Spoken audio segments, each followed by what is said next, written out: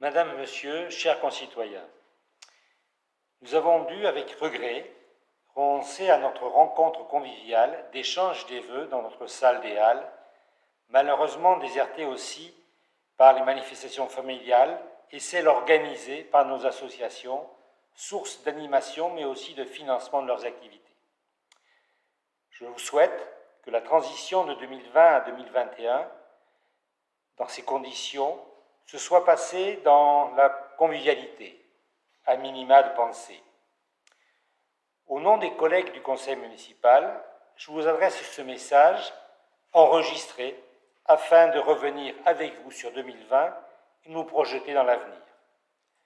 Avant que d'y procéder, je salue l'ensemble des agents et responsables des services locaux, des collectivités locales et de l'État pour l'engagement dont ils ont fait preuve lors d'une année qui a mis à mal les certitudes de tout maîtriser, des assurances d'infaillibilité face à la pandémie de la Covid. Ces femmes et ces hommes, avec votre concours, celui des citoyens et des élus de proximité, ont répondu présents face à l'urgence, ont dépassé leurs cadres et fonctions pour trouver et mettre en œuvre des solutions dans l'intérêt général. Ces circonstances ont permis de voir jaillir des solidarités de proximité et interâge, de dépasser des a priori, de retrouver les producteurs agricoles, marchés locaux et commerces accessibles dans son entourage, de mettre à profit ses compétences. Tout cela rend optimiste quant à notre capacité d'agir pour l'avenir, afin que celui-ci est économiquement et socialement incertain, pour autant que ses valeurs retrouvées dans ces circonstances déboussolantes perdurent. Acheter dans son village, rechercher l'entreprise de proximité, se fournir auprès d'un producteur local, consommer mieux en étant attentif à son environnement, agir pour ou avec ou au lieu de contre, tout cela n'est pas une utopie, mais une impérieuse nécessité. Nous avons les unes et les autres, en cette année 2020, été confrontés au contexte inconnu et anxiogène de la Covid-19. Je salue le sang-froid, le sens du service public de nos agents municipaux, la vigilance dont ils ont fait preuve afin de répondre efficacement aux enjeux. Grâce à l'organisation déjà en place, l'adaptation a été rapide, les protocoles d'entretien de fonctionnement des divers locaux et installations rapidement intégrés, la sécurité des tâches mise en œuvre. Merci à celles et ceux d'entre vous qui ont voulu et pu apporter leur aide bénévole pour la réalisation des masques en tissu, alors que les possibilités de fourniture étaient restreintes ou inexistantes. Merci à ceux qui, par des gestes du quotidien, ont manifesté leur solidarité dans leur famille, voisinage et proximité. Et un très grand merci à tous les soignants, infirmiers, médecins, gardes à domicile, aides ménagères, qui auprès des personnes affectées par la maladie, le handicap, le grand âge, ont continué leur mission pour les maintenir à domicile. J'ai eu, ainsi que les adjoints, conseillères et conseillers municipaux, l'occasion de vous manifester notre reconnaissance lors de nos diverses rencontres et parfois plus formellement. 2020 a connu le 15 mars le renouvellement du conseil municipal, dont les membres n'ont pu prendre officiellement leurs fonctions qu'en juin, suivant du fait des circonstances sanitaires. Les élus en place précédemment ont assuré la continuité du fonctionnement des services et des responsabilités municipales. Je les en remercie, car leur antériorité dans leurs responsabilités a été précieuse dans les circonstances vécues. Le conseil municipal a donc, dès juin, commencé à traduire les engagements pris envers la population et à réengager les dossiers nécessitant ces délibérations.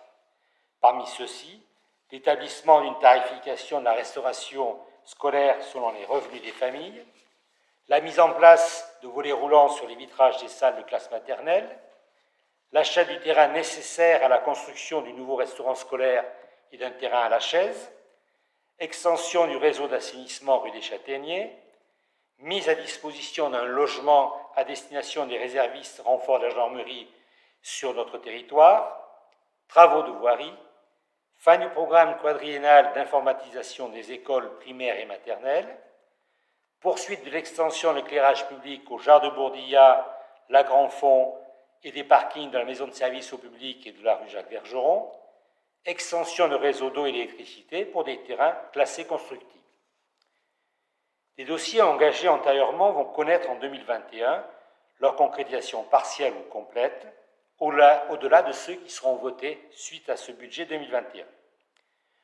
Le contrat d'aménagement des écoles entre la commune et le conseil départemental va connaître le lancement de sa première phase correspondant à la construction d'un nouveau restaurant scolaire et de 3 salles de classe. Le choix du maître d'œuvre sera effectif au cours du premier semestre, l'objectif de livraison de ces bâtiments étant la rentrée 2022. Ils permettront aux utilisateurs, enfants, enseignants, de bénéficier d'un cadre de travail plus fonctionnel, d'une implantation plus sécurisée, d'une capacité d'accueil plus adaptée au dédoublement des niveaux scolaires et à l'augmentation de population. Ces travaux donneront, dès 2021, et pendant plusieurs années, de l'emploi pour les entreprises dans un contexte économique incertain. Ils nécessiteront aussi un suivi conséquent par nos services administratifs et d'optimiser les finances communales qui ne sont pas extensibles. L'extension du réseau d'assainissement collectif se poursuivra du chemin des Marronniers vers l'avenue de Bellevue, afin notamment d'y connecter les sanitaires et douches de la salle multisport, la densité de construction permettant de rendre ce dispositif compétitif au regard du coût d'entretien et de fonctionnement de l'assainissement individuel. Par ailleurs, à compter de juillet 2021, il est prévu que la communauté de communes prenne en charge l'entretien et la gestion des usages de nos équipements sportifs utilisés par les associations ayant des adhérents habitants des villages autour de Saint-Savin. Cette mutualisation va permettre que ce ne soient plus les seuls habitants contribuables de notre commune qui en supportent la charge financière. Si en 2020, la procédure d'aménagement foncier agricole et forestier intéressant tout le nord de la commune a connu quelques retards en raison de la Covid, 2021 verra ce dossier essentiel pour la gestion et la mise en sécurité de la forêt s'accélérer. Autre actualité qui concerne notre commune, la communauté de communes LNG, Latitude Nord Gironde, a débuté la construction de la nouvelle gendarmerie et des casernements, ce dossier ayant été officiellement accepté et programmé par l'État il y a près de 10 ans, après de nombreuses démarches antérieures. Outre la mise à disposition des effectifs rassemblant les brigades de Saint-Savin et Cavignac, l'effectif sera porté à 22 gendarmes. Cette construction pérennise leur présence dans des locaux modernes et adaptés. Et de plus, là encore, des entreprises locales sont concernées par les travaux de l'activité pour leurs salariés, potentiellement d'ici. Ainsi que vous le constaterez à la lecture de votre feuille d'impôt, ces projets se concrétisent sans augmentation de la fiscalité perçue par l'optimisation de notre gestion dans les dépenses de fonctionnement, en gérant le patrimoine communal en bon père de famille. Ainsi, nous avons acquis le foncier utile au projet d'aménagement des écoles et le montant de la vente des locaux de l'ancien presbytère, 300 000 €, y est affecté. De même, les financements de l'État et du département sont sollicités pour que le remboursement de l'emprunt à réaliser ne soit pas une charge trop lourde pour l'avenir. Par ailleurs, un terrain est en cours de cession pour permettre la construction d'un cabinet de kinésithérapie, rue de Marjolot, et 2 lots pour des constructions libres vont être constitués rue Colonel Vallas pour la vente. Notre soutien aux associations et à leurs bénévoles, qui n'a pas failli en 2020 en leur maintenant les subventions à leur fonctionnement alors que leurs activités ont pu être considérablement réduites, sera bien évidemment poursuivi en 2021 en étudiant avec elles les meilleures modalités souhaitées. Nous rendons hommage et manifestons notre reconnaissance à tous ces bénévoles, nombreux se sont mobilisés autour de ces fêtes de Noël, dont l'action permet à nos concitoyens la diversité de pratiques culturelles, artistiques, sportives ou de loisirs.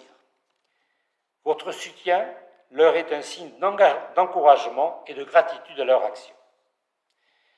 Les élus municipaux que nous sommes, pour concrétiser les projets que nous avons proposés aux électeurs en mars 2020, pour assurer la qualité et l'évolution des services à la population, savent le contexte difficile dans lequel ils ont à agir, difficile pour vous, matériellement, socialement parfois, avec des inquiétudes pour l'avenir. Notre choix est celui de l'action volontaire et réfléchie, réaliste, constante dans l'intérêt général et de tous nos concitoyens, sans autre discrimination que d'être présent aussi auprès des plus faibles, de ceux qui se trouvent en difficulté. Nous vous assurons de notre disponibilité, de notre accessibilité et de notre écoute. En mon nom personnel et de celui des collègues du Conseil municipal, je vous et nous souhaite une année 2021 porteuse d'enthousiasme, d'espoir et de concrétisation de projets et de progrès. Bonne et heureuse année 2021, qui débute avec encore les contraintes du Covid, en espérant qu'elle nous permette de retrouver cependant la convivialité qui nous est si chère et si nécessaire. Vive Saint-Savin!